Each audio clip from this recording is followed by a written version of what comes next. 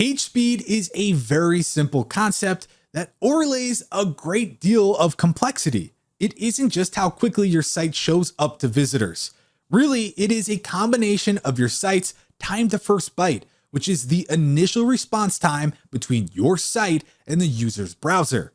This is then taken into consideration with specific metrics such as the first contentful paint, where the user first sees actual content, the largest contentful paint, where the site's largest chunk of content then loads for the user to see, and the first input delay, where the user can click links and interact with the site in ways other than scrolling.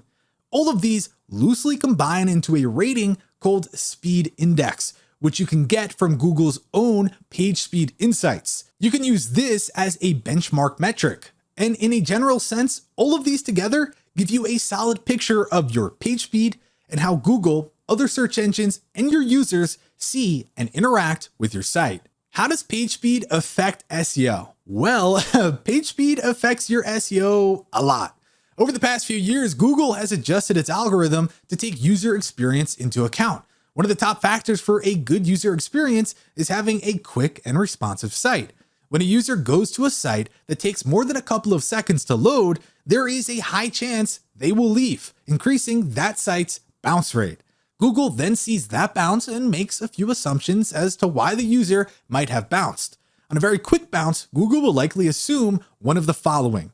Page loading took so long that the user left, the site was unusable and features were broken, the site didn't contain the information at all, some or all of the site's information was incorrect, the site's layout prevented the user from effectively finding an answer to their query. Google wants your users to have the best experience possible. That means in the current era of internet usage, never having to wait for anything. So in terms of how page speed affects SEO, the best way to think about it is that it doesn't matter how great your content is if the user gets bored before they ever see it. How to optimize page speed for SEO. Minify HTML, CSS, and JavaScript. Divi does it automatically, and other performance optimization plugins such as WP Rocket have toggles for you to opt into this feature. Remove render blocking resources. As your page loads, the browser is concurrently trying to render and parse multiple elements. Render blocking resources are those which stop that concurrent loading and take up the browser's attention in full. Until these resources load, everything else is put on hold. If you're a WordPress user, many site caching plugins have simple toggles to remove or defer render blocking resources. Divi has multiple options for this already, including the critical CSS feature, which breaks up potentially render blocking CSS into smaller chunks to load alongside others, as well as deferral for JavaScript and other style sheets from the Gutenberg block editor. Use a CDN. CDNs take the content from your site, distribute it across their network of servers placed in strategic locations, and then relay it to the users in the most efficient way possible. This also allows for redundancy and caching to occur that improves uptime and quicker speeds because the content is coming from a server closer to the user.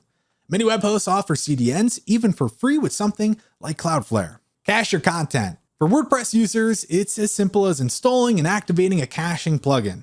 By taking advantage of this, you can make sure that the visitors returning to your site have an incredibly smooth time. Additionally, there are preloading options in most caching plugins, meaning that once the page has been displayed to the user, other resources they're likely to need are loaded in the background. Compress and optimize images. Using an image optimization service such as Imagify or TinyPNG can lower the file sizes down by well over half. WordPress sites running version 5.8 or higher will automatically serve WebP images to users with browsers that support them. These are Google's newest image format that is designed specifically for quick load times. Make sure that you use images that are sized appropriately. If you have multiple images that must be resized, those are extra processes the server and browser have to complete before the page loads. And there you go. That is the final part in our optimization series. We've covered FCP, LCP, CLS, TTFB, FID, and Speed Index. Make sure you go back and watch each of those if you have not seen them yet. And if you enjoyed this video, then be sure to give it a like and subscribe for more content. With that said, thanks for watching, and we'll catch you in the next one.